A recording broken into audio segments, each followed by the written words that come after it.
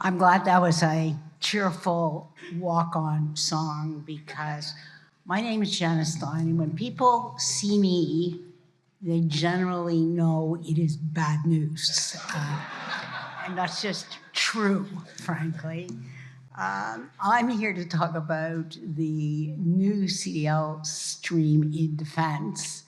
And if I had to make this argument 5 years ago, it would have been tougher, but I think everybody in this room knows it, sees it, hears about it. We've experienced on a algorithmic scale the 4 most violent years when we talk about the casualties in international conflict. And that is a big part of the story of why CDL is starting defense. Let me make one other contextual comment because this applies to everybody in the room. We've gone through a revolution in defense technology. We've inverted the relationship. For the last, up until 5 years ago, really, maybe a little longer, technology for defense was invented inside the defense community and then diffused into the civilian community. You all know the story about the internet.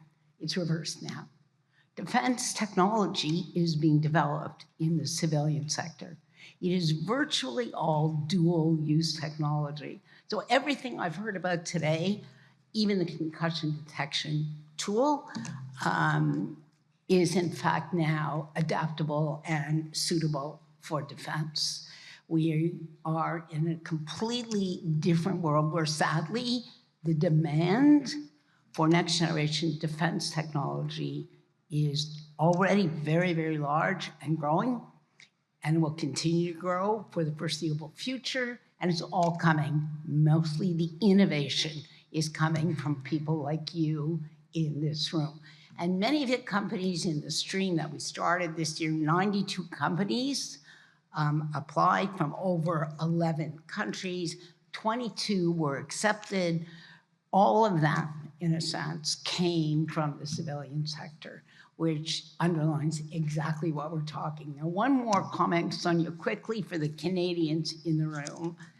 I think it's fair to say to the Canadians that we share a common secret. We know we are not the most rapid executors.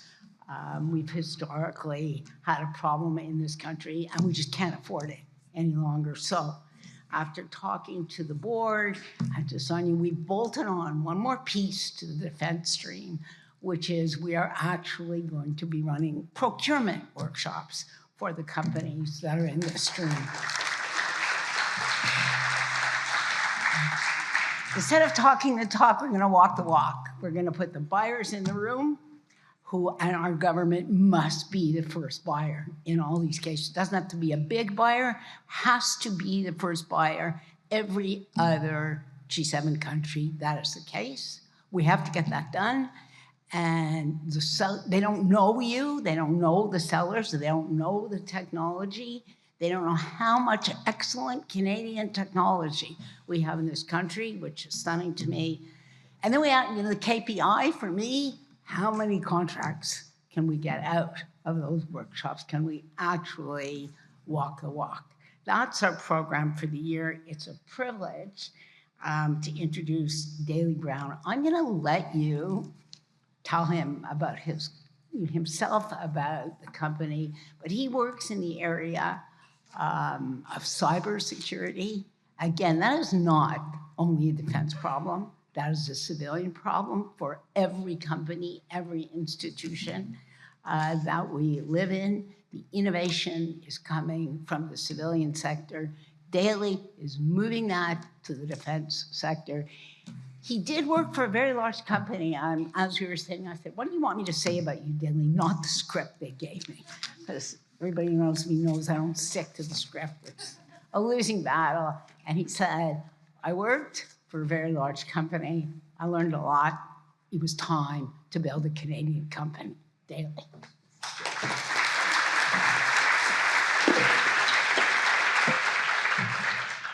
I think she did a lot of selling for me up here, but I'll do my best to talk about the company we're trying to build here.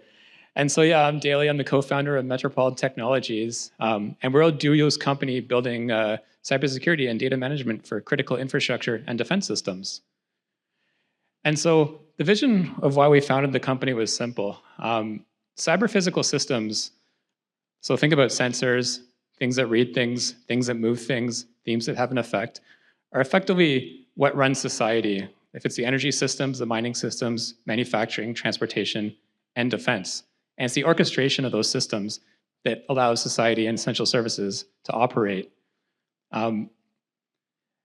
There's been, for a long time in the critical infrastructure sector, having attacks on these types of systems was considered an act of war. And so for a long time, you didn't actually see a lot of these attacks happening and surfacing in the world. But actually, that's changed over the past 5 years.